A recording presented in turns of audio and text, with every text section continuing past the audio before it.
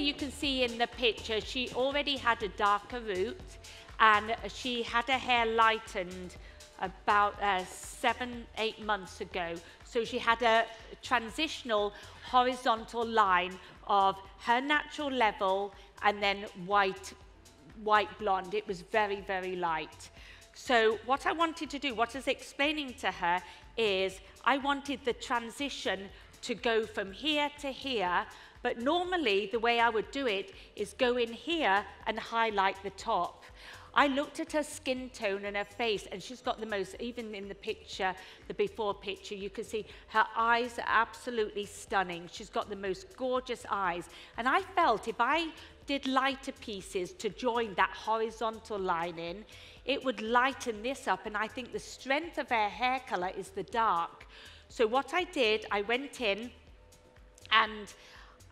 with 3 shades, and the shades are there. I went in with a grey, a lavender, and a pale blue. And in that white hair, I went in with vertical pieces, not in foils, just taking sections of hair, applying the colour, and just twisting it and let it hang. Do the next section of hair, apply the colour, and let it hang. So what she has a transitional look from here to here because I concentrated on the bottom. And I think we're going to see this more and more. A lot of our bleach and tones are growing it out because it's high maintenance. It really is. I mean, they're always in the salon, and it gets to a point they decide to not come into the salon for a while, and they have such a horizontal line.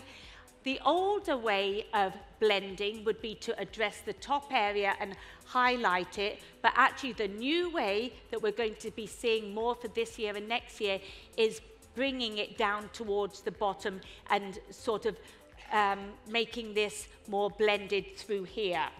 So I wanted to share that because it is something that we're going to see a lot more of in trends. And I'm sure you can see it gives this dusty look.